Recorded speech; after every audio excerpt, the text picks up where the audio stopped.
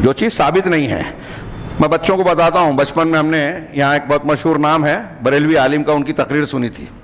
انہوں نے ایک دلیل دی ہاں غیر اللہ سے مدد مانگنے کی, کہ اللہ تعالیٰ نے قرآن میں کہا استعینوا بالصبر والصلاۃ. بہت اختصار کے ساتھ ان کی بات کو میں نقل کر رہا ہوں, کس طرح دھوکہ دیتے ہیں, غلط استدلال کرتے ہیں اور صحیح کو سے غلط چیز ثابت کرتے ہیں. تو کہا استعینوا بالصبر والصلاۃ, اے ایمان والو یا ایھا الذین آمنوا استعینوا بالصبر والصلاۃ, صبر اور صلاۃ سے, صبر اور نماز سے مدد مانگو, مدد حاصل کرو. تو اب انہوں نے عوام سے سوال کیا کہ لوگوں بتاؤ کہ کیا صبر اللہ ہے, کیا نماز اللہ ہے؟ عوام سے, پبلک سے جواب لیا, کہا نہیں اللہ نہیں ہے. کہا اللہ نہیں ہے لیکن اللہ کہہ رہا ہے کہ ان سے مدد مانگو, مدد طلب کرو. تو کیا معلوم ہوا؟ صبر اللہ نہیں ہے لیکن اللہ والا ہے, نماز اللہ نہیں ہے لیکن اللہ والی ہے. اس سے معلوم یہ ہوا کہ اللہ والے اور اللہ والی سے مدد مانگی جا سکتی ہے. نعرہ تکبیر.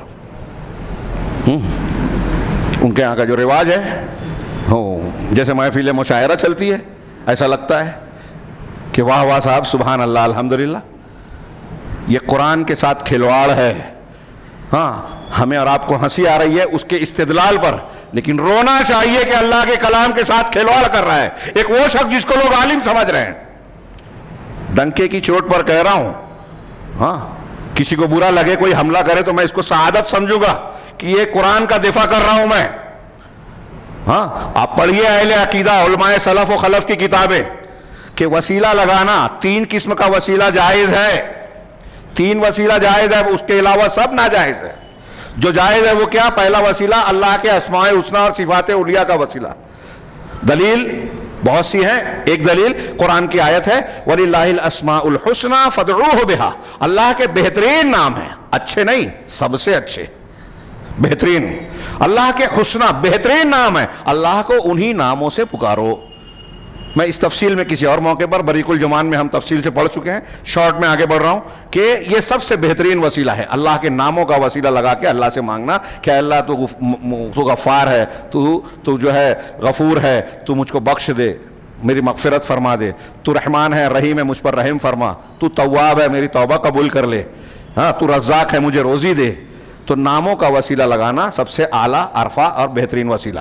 دوسرا جائز وسیلہ کہ کسی زندہ نیک, واقعی نیک ہو, قرآن و حدیث پہ عمل کرنے والا آدمی ہی نیک ہوگا, بدعتی آدمی نہیں. کتنا بڑا بھی عالم ہو, اس کے کتنے بھی قصے مشہور ہوں, یہ میں نہیں کہہ رہا ہوں, قرآن حدیث کہہ رہے ہیں. ہاں الا ان اولیاء اللہ لا خوف علیہم ولا هم یحزنون الذین آمنوا وکانوا یتقون. سورہ یونس کی اس آیت کو جا کے پڑھیے, اس میں بتایا اللہ کے ولی کون ہیں, جو ایمان والے ہیں, تقوی والے ہیں.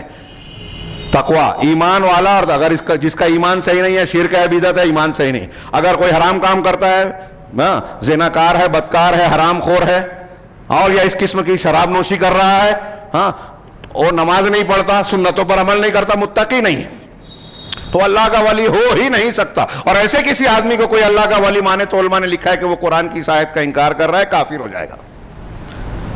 اللہ کا ولی وہی ہوگا جو قرآن و حدیث پر عمل کرے گا. بعض سلف نے لکھا, شاید شیخ عبد القادر جیلانی بھی, کہ اللہ کا ولی اہل حدیث ہی ہو سکتا ہے جو قرآن و حدیث پر عمل کرے. وہی ہے, وہی اللہ کا ولی ہوگا. قرآن حدیث کی مخالفت کرنے والا اللہ کا ولی کہاں رہے گا؟ جتنی محبت ہوگی اللہ سے, جتنی اللہ اور رسول کی فرما برداری, اتنی ولایت کا درجہ ہوگا اونچا. تو خیر